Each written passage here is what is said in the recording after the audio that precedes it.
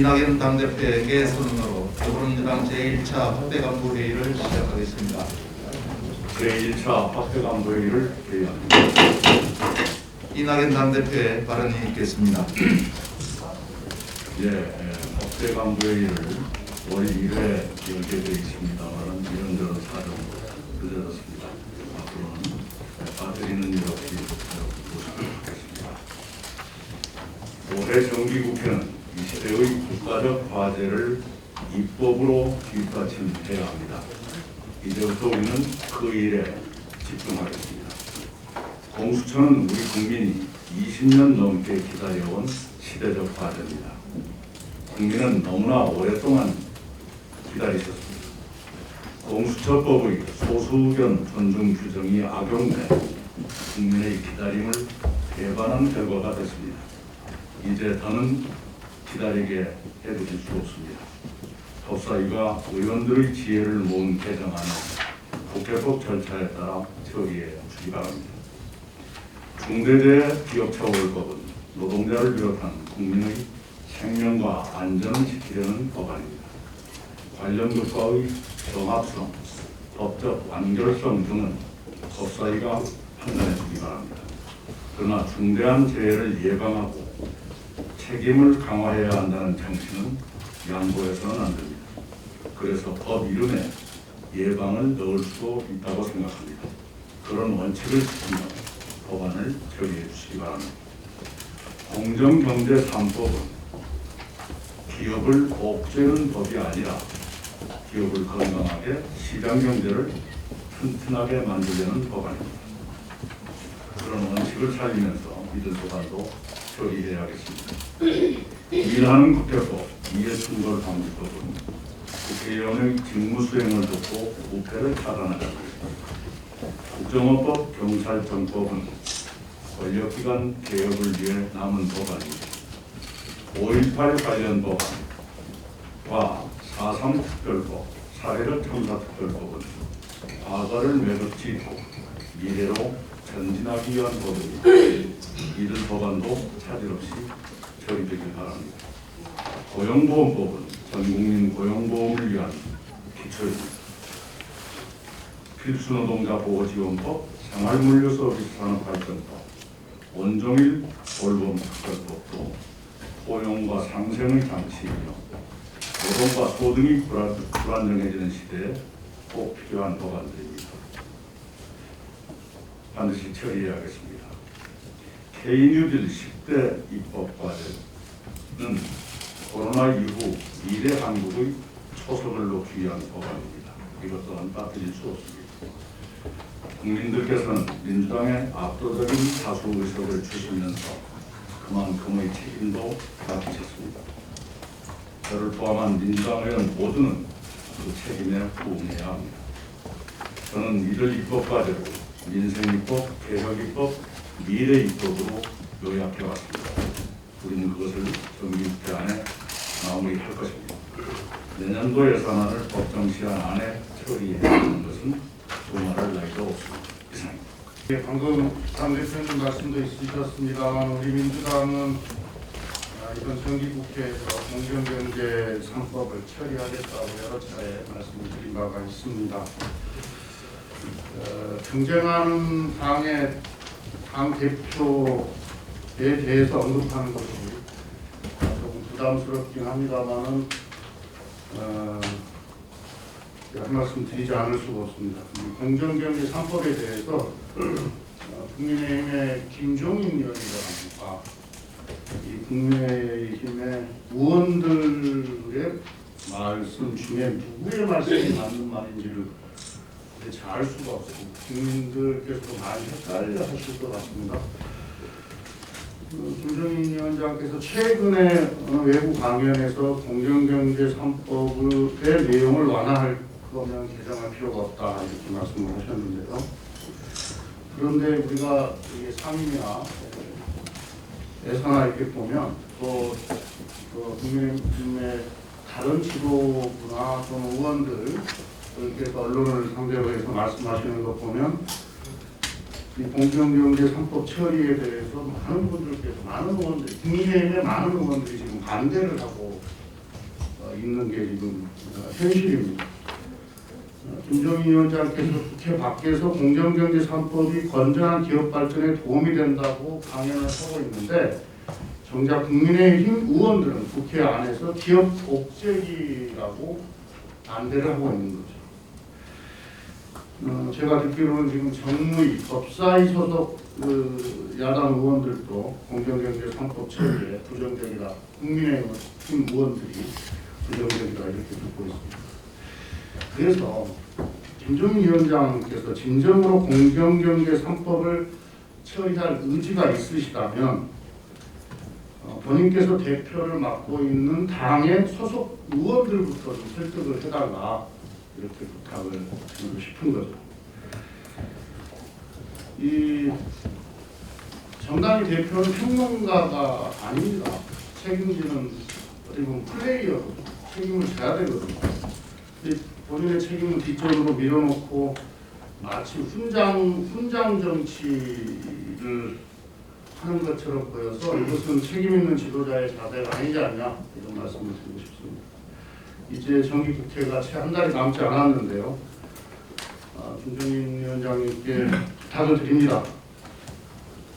당 대표와 소속 의원 간의 엇박자 때문에 이 개혁입법 처리를 지체할 수가 없습니다. 국민의힘 의원님들과 끝장 토론이라도 해서 공정경제 3법의 통과를 설득해 주시기를 부탁을 드립니다. 한정혜 정책위 의장께서 두세 차례에 걸쳐서 국민 여러분들께 말씀을 드린 바가 있습니다만 저도 한 말씀 드리겠습니다. 방송인 사유리 씨의 출산과 관련 이야기입니다. 아주 축하드립니다. 그리고 산모와 아이에게도 큰 축복이 있기를 바랍니다. 또 이 사유리 씨의 출산 소식이 알려지고 나서 정말로 많은 분들께서 축하와 응원을 해주고 계십니다. 사유리 씨의 출산은 임신과 출산에 대한 여성의 자기결정권이라는 화두를 우리 사회에 던져줬습니다. 또 새로운 가족 형태에 대한 사회적 논의도 활발하게 이루어지는 계기가 되고 있습니다.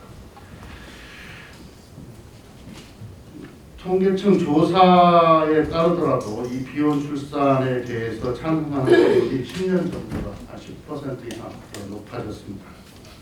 10% 이상 높아졌습니다. 이 같은 인식의 변화는 전통적인 가족 간의 변화를 요구하고 있다고 생각합니다. 그런데 아직 국민 인식의 변화를 법과 제도가 따라가지 못하고 있는 것 또한 실정입니다. 비혼 출산과 다양한 가족 형태에 대한 국민 인식의 변화에 발맞춰서 우리 국회에서도 제도 개선을 진지하게 논의를 해야 할 것 같습니다. 사유리 씨의 출산을 계기로 비혼 출산에 대한 법률적 공백도 드러났습니다. 불법은 아니지만 명확한 규정이 없어서 실제로는 비혼 출산이 불가능에 가깝기 때문입니다. 아울러서 민법 등은 전통적인 가족의 개념을 바탕으로 하고 있어서 새롭게 나타나고 있는 가족 공동체를 방안하지 못하고 있는 한계도 있습니다. 우리 민주당은 우리 사회에 공존하는 다양한 가족의 형태를 존중하고 이를 법과 제도로 반영하기 위한 사회적 논의를 진지하게 시작하겠다는 말씀드립니다. 공수처 추천위원회가 공수처 출범이라는 국민의 여망을 실현하지 못하고 일단 후보 추천에 실패했습니다. 넉 달 넘게 야당과 협상하고 존중하고 대화하고 그러나 결과는 후보 추천 무산입니다. 야당 추천위원들은 6표의 찬성표가 나오지 않도록 반대로 일관했습니다. 심지어 본인들이 추천한 후보에게도 반대표를 던진 것처럼 보입니다. 애초에 이 제도로는 공수처장 추천이 불가능하다라고 하는 것이 확인됐습니다. 야당에게 주어진 비토권이 좋은 후보를 뽑기 위한 야당의 권한으로 사용되는 것이 아니라 공수처법의 집행을 방해하는 반칙으로 사용이 됐습니다. 더 이상 물러설 수가 없습니다. 공수처 출범은 우리 국민들이 20년 넘게 기다린 과제입니다. 이제 국회가 국민에게 응답해야 합니다. 25일 법사위 법안 소위 논의부터 본회의 의견 그리고 공수처 출범까지 올해 안에 반드시 이뤄내겠습니다. 한 가지 더 말씀을 드리겠습니다. 어제 검찰총장이 법무부의 감찰에 대해서 근거가 약하다, 또 절차상으로 뭔가 의전에 좀 문제가 있다, 이런 이유로 감찰을 거부했다는 소식이 언론에 보도됐습니다. 심각하다고 생각을 합니다. 저는 검찰총장이 본인에 대한 감찰에 대해서 의견이 다를 수는 있습니다. 그게 감찰 사안이 아니다, 또는 억울하다, 그럴 수 있습니다. 생각이 다를 수는 있지만 법무부와 대검의 의견이 다를 때, 서로 의견이 다를 때는 그냥 법대로 해야 됩니다. 매일 수많은 국민들이 검찰의 수사와 조사에 응하고 있습니다. 그 중에는 억울한 사람도 있을 거고 생각이 다른 사람도 있을 것입니다. 하지만 법대로 하는 겁니다. 감찰 과정에서 억울한 부분이 있다면 소명하고 그 결과에 대해서 만약에 없는 죄를 덮어 씌웠다면 항의하는 거죠. 이 법의 집행 자체를 거부한다는 것은 이 법 집행을 책임져야 될 검찰총장으로서는 납득할 수 없는 그런 처사라고 하겠습니다. 이번 감찰은 법무부 장관이 개인적인 감정 때문에 한 게 아니라 많은 국민들이 오랫동안 의혹을 제기해왔고 이번에 국정감사에서 국회에서 법무부 장관에게 요청한 것입니다. 비록 공식 의견으로 요청한 건 아니더라도 많은 국회의원들 국감에서 문제제기가 있었고 검찰의 신뢰 그리고 윤석열 총장 본인의 신뢰를 위해서라도 국민들에게 사실관계를 명백하게 설명하고 정리를 해야 될 사안입니다. 문제가 없다면 감찰 과정에서 소상히 밝혀서 문제가 없다는 것을 국민들에게 전달하면 되는 것입니다. 감찰 절차에 법무부와 대검이 충돌하고 있는 모습은 국민들이 보기엔 정말 안 좋은 모습입니다. 빨리 시정됐으면 합니다. 이상입니다. 엊그제 지난 18일 국회 법사위에서 고향사랑 기부금에 관한 법률안이 국민의힘 의원들 반대로 가결되었습니다. 고향사랑 기부제는 개인이 고향이나 원하는 지역에 일정액을 기부해서 낙후된 농어 산촌 지역 발전을 돕는 제도입니다. 어려운 지방 재정을 돕고 기부자에게 지역 특산품을 답례품으로 지급하여 지역 농수산물의 판매 촉진이라는 일석이조의 효과도 볼 수 있습니다. 일본은 지난 2008년 고향 납세 제도를 도입해서 시행 10년 후인 2018년 고향 납세 총액이 63.6배나 늘어나 농어 산촌 지역 경제 발전에 톡톡히 효자한 것을 하고 있습니다. 지난 9월 국회 행정안전위원회는 20대 국회에 이어서 재상정된 고향사랑 기부금 법안에 대한 치열한 논의를 거쳐 20대 국회에서 지적된 제도적 미비점을 보완하고 여야 합의로 위 법안을 통과시켰습니다. 그런데 법사위의 국민의힘 의원들은 체계와 자구가 아닌 답례품 제공과 준조세성 등 내용상의 문제를 들어 이 법안을 결국 법사위 제2소위에 회부시킴으로써 법안 통과를 가로막았습니다. 하지만 이 법안에는 투명한 기금 운영을 위해 의회 통제, 행정 통제, 주민 통제라는 3중 통제 장치를 마련했고 모금 대상도 지역 주민이나 이해관계자의 기부도 원천 차단했습니다. 법사위가 체계와 자구 심사가 아닌 법안의 내용을 이유로 발목을 잡게 되면 각 상임위의 법안 심사 권한을 무력화시킬 수 있습니다. 이는 그동안 법사위가 국회 내 사원 노릇하며 정치적 이해관계에 따라 법률안에 발목을 잡아왔던 구태를 되풀이하는 것입니다. 국회법은 법사위의 체계, 자구, 심사 권한만 규정하고 있기 때문에 법사위가 법안의 실질적 내용까지 판단하는 것은 명백한 월권이자 독선입니다. 이런 문제점 때문에 야당 또한 이전부터 법사위의 체계, 자구, 심사 폐지를 국회 개혁의 핵심 과제로 꾸준히 제안해 왔습니다. 국민의힘이 여당일 때는 찬성하고 야당일 때는 반대라는 내로남불식의 행태는 비난받아 마땅합니다.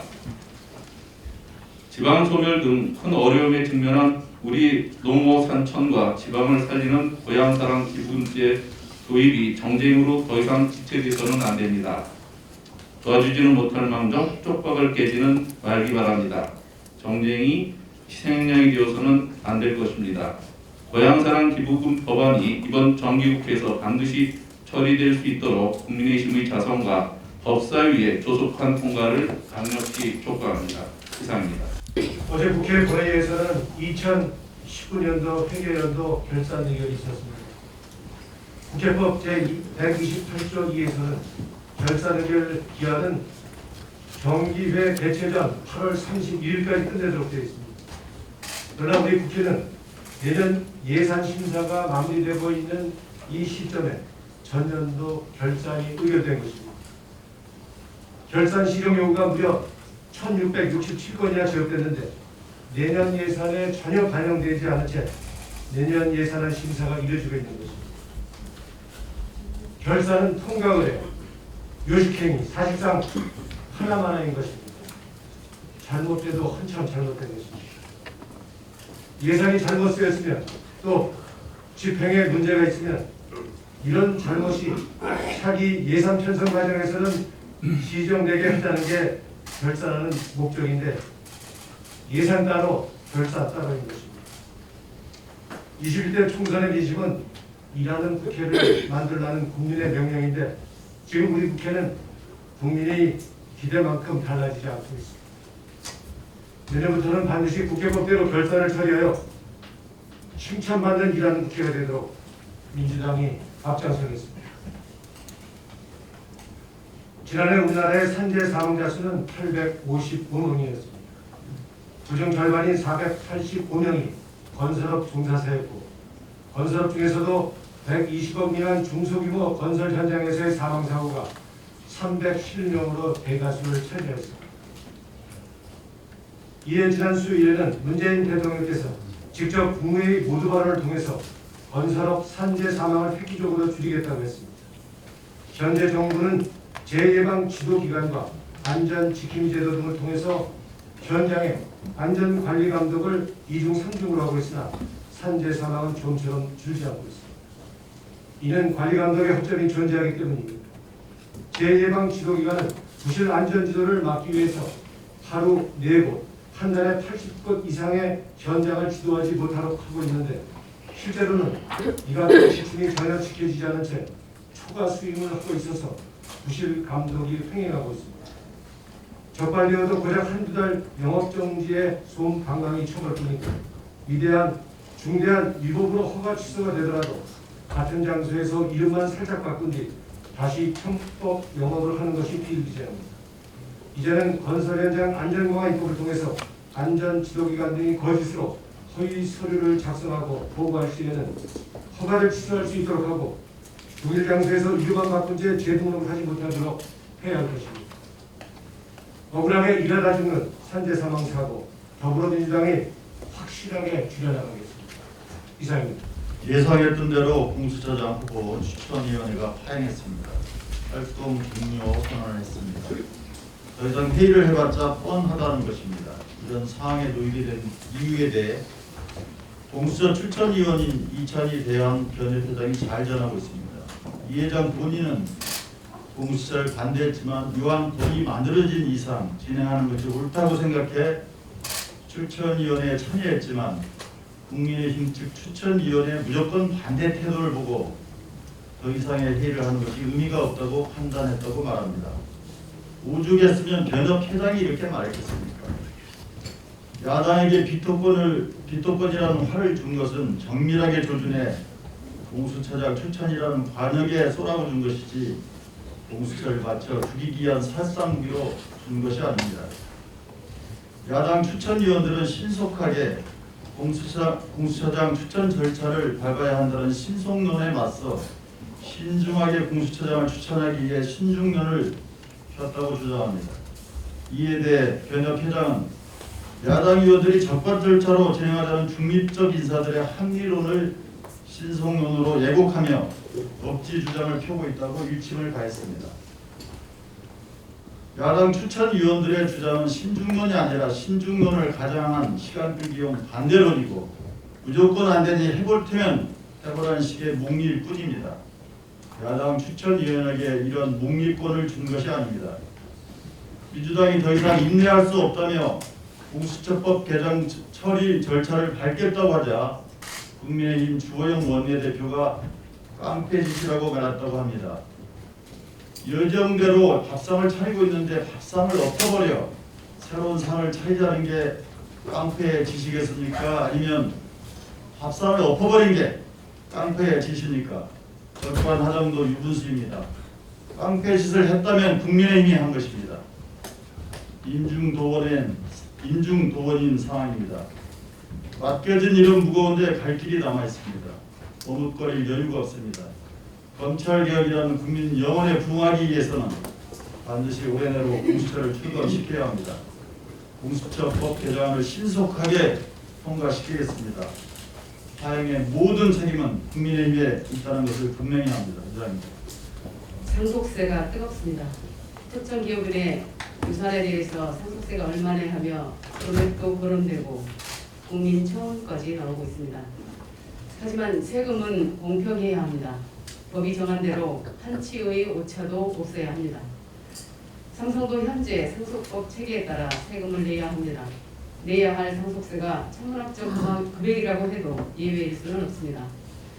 개인 유사법인 과세도 꼭 해야 합니다. 법인 설립을 조세회피 수단으로 악용하는 일은 없어야 합니다. 다만 조세 정책은 사회 정책임과 동시에 경제 정책입니다. 경제의 역동성과 기업의 연속성을 방해하는 부분이 없는지 꼼꼼히 살펴볼 필요가 있습니다. 라겐나, 유니더스, 농우바이오, 3세븐은 국내 또는 해외 시장을 제패한 1등 기업이었습니다. 그런데 지금은 경영권이 모두 해외 자본에 넘어갔습니다. 이유는 상속세였습니다. 가업 승계를 2번만 하면 상속세 때문에 회사를 포기해야 한다는 기업인들의 토론은 자조가 아닌 현실이었습니다. 일자리와 나라 경제를 책임지고 있는 선량한 기업들이 앞으로도 그 역할을 계속할 수 있으려면 상속세를 손봐야 합니다. 우리보다 조세 부담률이 훨씬 높은 스웨덴이 왜 상속세를 폐지했는지 생각해 봐야 합니다. 한때 우리만큼 상속세율이 높았던 대만이 왜 세율을 대폭 낮췄는지도 고민해 봐야 합니다. 세율 조정, 공납기한 연장을 검토할 때입니다.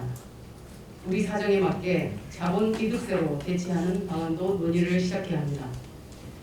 개인유사법인 과세도 세심한 접근이 필요합니다. 세금 회피가 목적인 업종에 대한 과세는 타협의 대상이 될 수 없습니다. 그러나 R&D와 기술개발 때문에 유보금을 쌓을 수밖에 없는 기업들의 불가피한 상황은 반드시 고려해야 합니다. 소부장 특화 선도기업이나 신제품 신기술 인증기업처럼 정부 지원이 필요한 업종까지 과세하는 것은 제도의 취지에 맞지 않습니다. 계획되지 않았던 투자가 이루어진 경우는 사후 증빙으로 환급받을 수 있게 하면 선의의 피해자도 막을 수 있을 것입니다. 상속 과정의 도덕적 해이와 위법은 혹독하게 처벌하면 됩니다. 그러나 세율 자체가 징벌적일 필요는 없습니다. 소수의 악덕 기업은 조세로 엄벌하고 다수의 선량한 기업은 조세로 살리는 진정한 조세 합리화를 실현합시다. 이상입니다. 어제 인천의 한 화장품 제조 공장에서 발생한 폭발 및 화재로 노동자 3명이 죽고 6명이 다치는 사고가 발생했습니다. 그분들의 명복과 다치신 분들의 조속한 쾌유를 기억하며 중대재해로부터 안전한 나라를 향한 기틀을 올해 안에 반드시 마련할 것을 다시 한번 다짐해봅니다. ILO 기본협약 비준과 관련한 노조법 개정안 심의를 앞두고 노동계의 경고와 파업 예고로 긴장감이 고조되고 있습니다. 지난 10일 우리 정책협의회에 참석한 한국노총 김동명 위원장은 정부안대로 개정할 경우 정책 연재동지에서 저항 선봉으로 위치를 바꿀 것임을 경고했고, 동성노조는 전 사업장 2시간 시한부 경고 파업을 예고하고 있습니다. 한국노총, 민주노총 등 세계 163개국 노총이 가입한 ITUC 국제노총은 국회에 서한을 보내 ILO 기본협약 기준 동의안 처리와 협약에 부합하지 않는 노조법 정부 개정안의 철회를 요구했습니다. 지난 8일 시작한 한 EU FTA 전문가 패널의 심리에 대한 결과 보고서가 곧 공개됩니다. 이미 EU는 노조법 개정 정부안이 통과되더라도 ILO 협약 기준 이행 노력에는 불충분하며 결과에 따라 불이익 조치를 취할 수도 있다는 뜻을 내비쳤습니다. 국제사회에서 노동 후진국 낙인이 찍히고 경제적으로도 타격을 입을 위기입니다. 이런 상황이 마치 자신의 일이 아니라는 듯 최근 입법공청회에서 국민의힘 김성원 의원이 노조법 개정안에 노사 모두 반대하는데 그렇게는 통과시킬 수 없다고 발언해 우려를 낳고 있습니다. 2021년은 우리나라가 ILO에 가입한 지 30년이 되는 해입니다. 코로나19로 인해 수많은 노동자들이 전대미문의 위기에 처해 있는 상황에서 우리는 ILO가 추구하는 노동 인권의 가치에 다시 한번 주목해야 합니다. 우리 당은 헌법과 국제 기준에 부합하는 노동인권 및 노동기본권 신장이라는 우리 당의 강령을 이번 정기국회에서 실천해 노동 후진국의 꼬리표를 반드시 떼어내겠습니다. 국민의힘에도 촉구합니다. ILO 기본협약 기준과 노조법 개정은 국가 경제를 위해서도 더 이상 미룰 수 없는 일입니다. 적극적인 협력을 당부드립니다. 이상입니다. 일단 서유리 씨 비혼모로서의 새로운 삶을 진심으로 응원합니다. 그리고 태어난 아이를 축복합니다.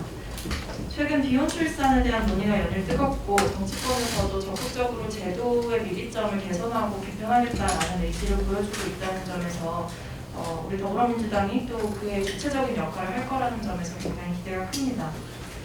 이번 일을 통해서 촉발된 논란을 보면서 사실 우리 사회가 정상가족이라는 이름으로 한 개인의 삶을 혹은 한 여성의 삶을 틀에 박힌 것으로 만들어오진 않았나라는 성찰의 기회가 됐던 것 같습니다. 불법은 아니지만 관행이라는 이름으로 혹은 인식이라는 틀을 가둬서 여성의 다양한 선택이라든지 가족 형태의 다변화에 대해서 우리 사회가 기민하게 대응하지 못했다라는 반성은 분명히 있어야 할 것 같습니다.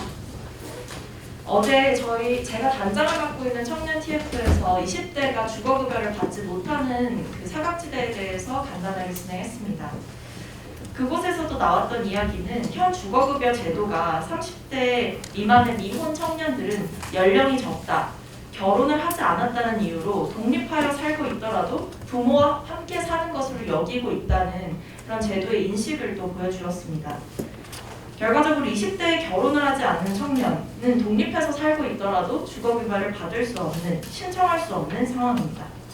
29세가 아니라 30세가 되면 가능하고 결혼을 하면 가능하다라고 보는 것이 결국 이것 역시도 정상이라는 범주 혹은 통념이라는 관념이라는 그 범주 안에 청년들의 삶을 가두고 있는 것이 아닌가라는 생각을 하였습니다.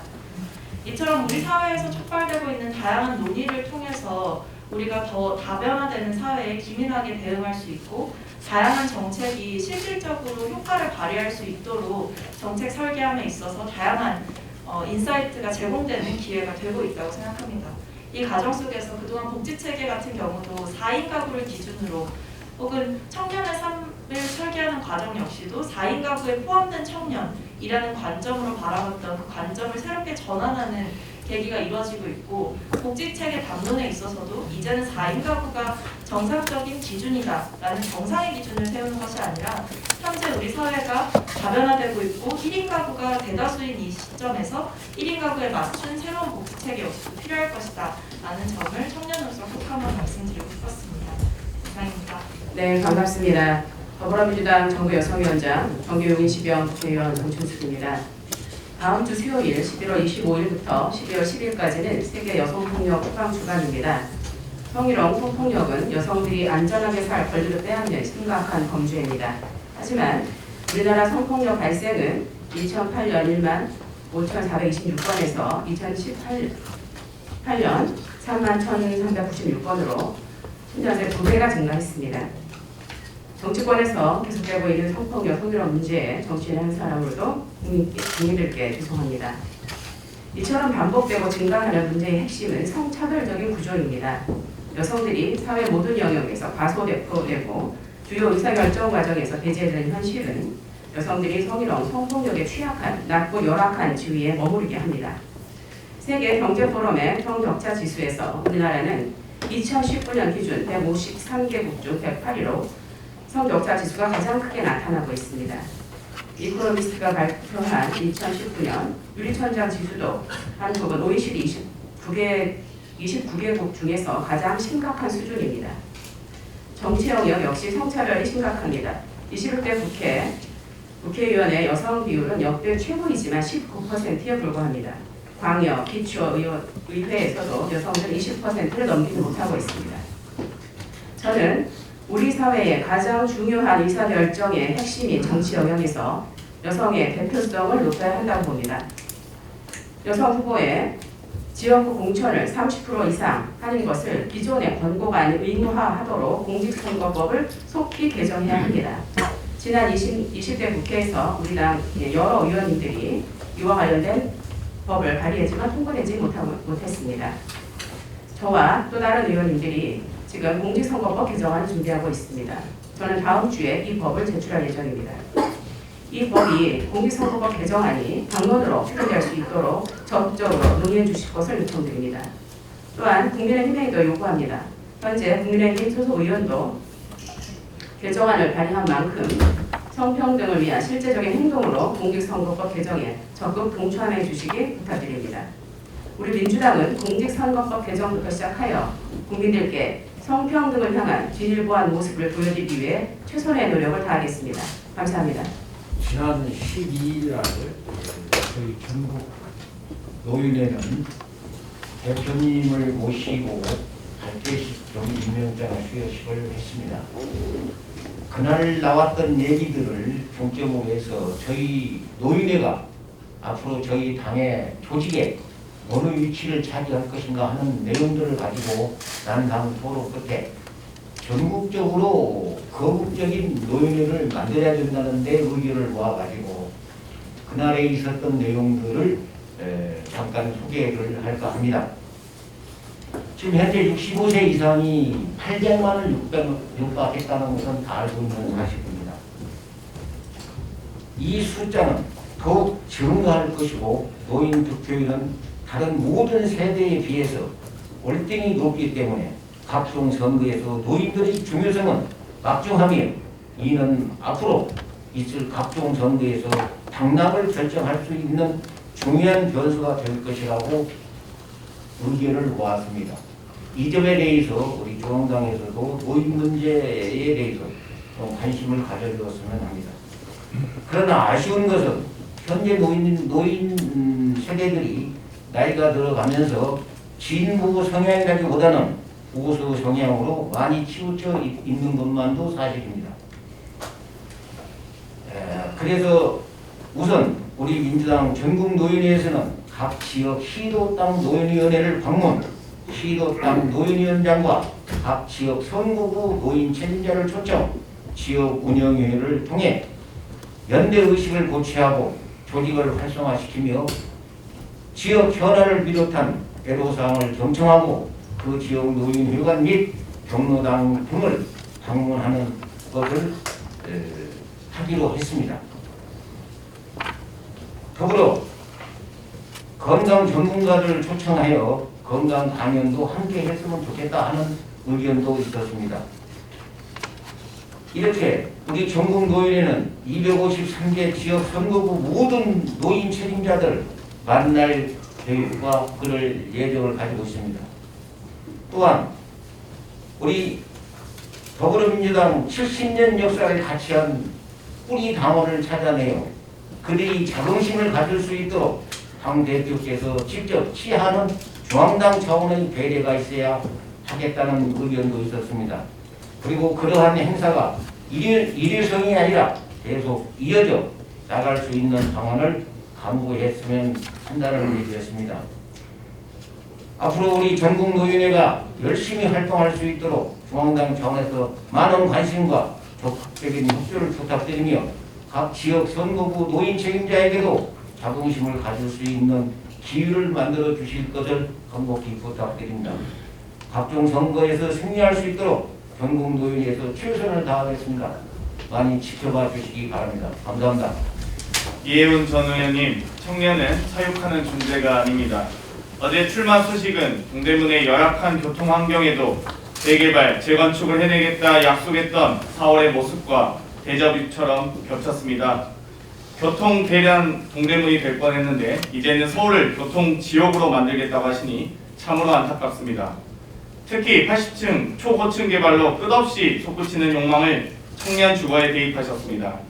현대판 바벨탑에 청년을 가두고자 하는 이러한 발상이 도대체 어디서 나오는지 혀를 내두를 수밖에 없습니다. 요즘은 소셜믹스로 사회적 낙인 효과를 최소화하기 위해 노력하는데 현대판 청년 복지원이 되지 않을까 심히 우려가 됩니다. 교통 유발을 최소화하기 위해 일체형 시설에 가둬놓겠다는 것인지 용적률을 마음대로 풀고 민자로 투자 공급 시에 그 이익 상승분에 대해서 어떻게 시민들에게 되돌려 줄지에 대한 고민도 보이지 않습니다. 그러자 낙천적 사고가 낙천의 결과가 될 듯합니다.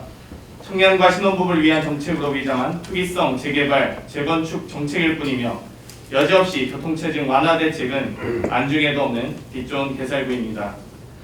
이혜훈 전 서초갑 의원님, 과거 행보와 출마 선언대로라면 서초처럼 이제 서울 전 지역에서 청년 주거의 꿈은 아예 사라질지도 모릅니다. 출마를 하시며 시장이 조합장처럼 뛰겠다 말씀하셨습니다. 시장 출마 대신 민간 재개발 조합장 출마를 적극 권합니다. 감사합니다.